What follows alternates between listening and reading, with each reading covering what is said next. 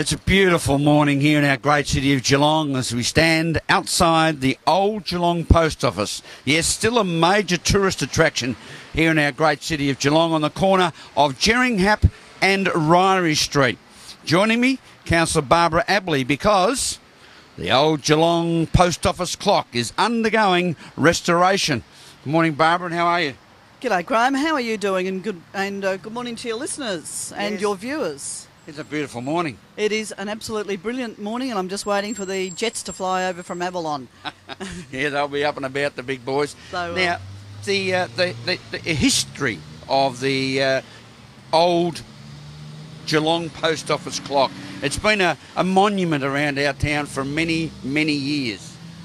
A huge number of years, and I think the fascination of this building for all of Geelong people, where they're just newly moved to Geelong, but everybody owns the old Geelong Post Office for a variety of reasons, and namely that the clock, which is being restored, the tower, which is being restored, has actually been subscribed to by the people, the good citizens of Geelong, back in the late 1800s.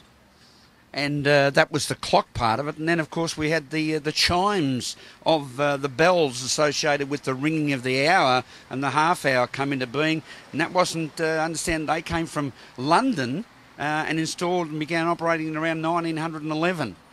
And it was, when it was installed, I believe that it's older than the TNG, the little men in the TNG tower. But I'm not sure of the relationship between the age of this tower and that of Geelong West, Graham. Perhaps you might know the answer to that. Oh, it's very similar architectural work done by the same people. So the interesting thing, though, is that we have, City of Greater Geelong, through the council, decided restoration work was necessary. So people out there in viewing land know, you will see the fact that the clock is being boarded up, but it's for restoration work, not any other cause. Yeah, we're not. We haven't gone mad and wanting to be selling the clock or its mechanism off, Graham. I can assure you of that. It's not a shift by council to sell off assets. But you're dead right. I mean, the council has forked out a considerable amount of money to actually undertake this restoration work. We have a firm from Bendigo who are really well skilled in the restoration of clocks in civic or church buildings, and these fellows in particular have worked, successfully worked on the old tower at the old clock tower at the Geelong West Town Hall. But the tower here at the old post office is 3 times as large. The clock faces are 3 times the size, I believe, of the clock towers at Geelong West. So the work's going to take 3 to 4 weeks, and as you've correctly said, the exterior of the tower will be boarded up to ensure that public safety is maintained. There's no glass falling on anybody walking past. And viewers, stay with us, because after we speak with Barbara, we're going to go upstairs and we're going to be having a look at the clock and the restoration work. And we're talking with Stephen Young, who is undertaking the work. He's come down from Bendigo and he is a specialist in this regard. Barbara, the historic value is important to the city of Greater Geelong and the way in which we continue to maintain our cultures and our values. Look, it's priceless, and the city is very well aware of the priceless heritage we have. Of course, it costs money, and we have to budget to maintain the very, very many assets, the heritage assets we've got around the city. Money is not easily got for this sort of work, and Heritage Victoria is not a rich bureaucracy. It's only got that much money to spend, and we've got to be very careful about how we use it and how we apportion it to the many restoration jobs that we have to undertake. So the tower, the old post office clock tower, is being done at the moment, and we'll be budgeting for more works to be done around the place.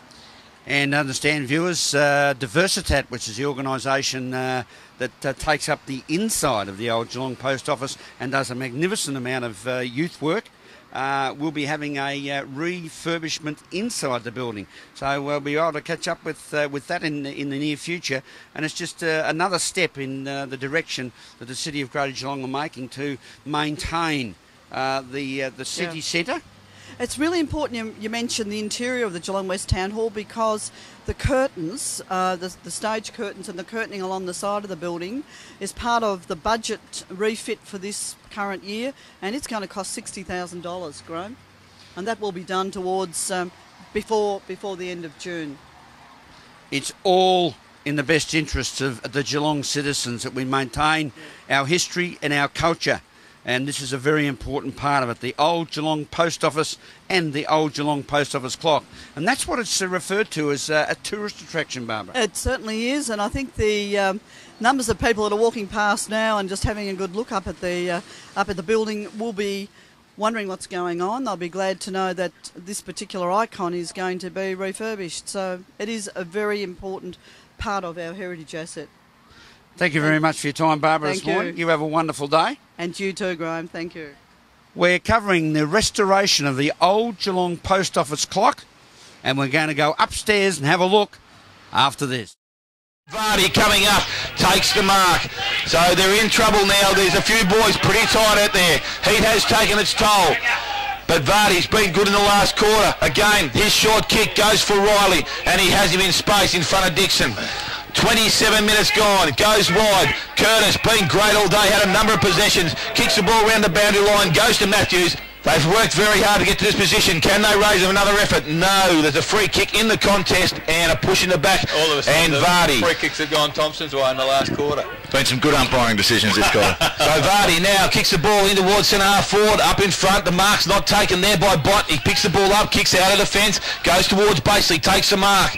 So Basely does need to get the ball moving. Does so, goes back inside, needs to be precise, has holes find. Again, Bellpost Hill have to get the ball moving. 28 minutes gone. Last quarter, Holes fine, kicks the ball wide.